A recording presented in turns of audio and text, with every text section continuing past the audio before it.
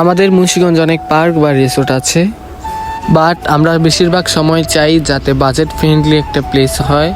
এখানে ফ্যামিলি ও ফ্রেন্ডস নিয়ে ঘোরার মতন একটি পারফেক্ট জায়গা। বেবিদের ও বড়দের জন্য অনেক রাইড আছে এখানে। আপনারাও চাইলে এত সুন্দর একটি লোকেশন থেকে ঘুরে আসতে পারেন। তো হ্যালো এভরিওয়ান, আসসালামু আলাইকুম and welcome to my mini blog. আশা করছি সকলে ভালো আছো। তো ঢাকা থেকে আমার চাচাতো ভাইয়ের এসেছে ঘুরতে, তো তাদেরকে নিয়ে আজকে মডার্ন গ্রিন সিটিতে চলে গেলাম।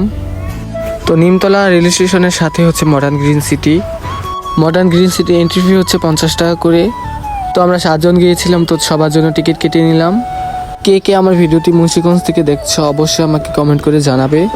তো তারপর আমরা ভিতরে চলে যাই। এর আগেও আমি এখানে এসেছিলাম, তো এটার ব্লগ আমার পেজে দেওয়া আছে। তো এখানে চাইলে আপনারা সুইমিং করতে পারেন। তো অপোজিট সাইডে হচ্ছে সুইমিং, তো সেখানে যাওয়ার জন্য 300 টাকা করে এন্ট্রি ফি নেয়। কটেজও ভাড়া করতে পারেন চাইলে আপনারা। গ্রিন সিটিতে হচ্ছে অনেক বড় এরিয়া নিয়ে, তো এখানে ফ্যামিলি এবং বেবিদের নিয়ে আসলে বেবিরা অনেক এনজয় করতে পারবে। তো আপনারাও চাইলে ঘুরে আসতে পারেন এত সুন্দর লোকেশন থেকে ফ্যামিলি নিয়ে। তো আমি আমার কাজিনদেরকে নিয়ে ঘুরতে চলে যাই মডার্ন গ্রিন সিটিতে। তো এই পাশে হচ্ছে বেবিদের এবং বড়দের জন্য অনেক রাইড আছে।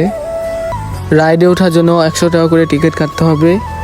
তো আপনারা চাইলে একটি সাইকেলে রাইড করতে পারেন। তো এটা হচ্ছে 100 টাকা করে। এটা হচ্ছে পুকুরের উপর দিয়ে করেছে। তো সেখানে যে আমরা অনেক এনজয় করেছি।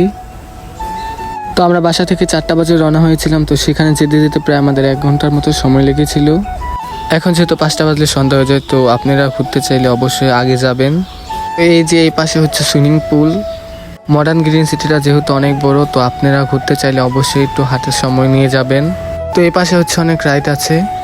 আমার ভিডিওটি ভালো লাগলে অবশ্যই লাইক, কমেন্ট, শেয়ার করবেন এবং অবশ্যই আমার চ্যানেলকে সাবস্ক্রাইব এবং ফলো করবেন।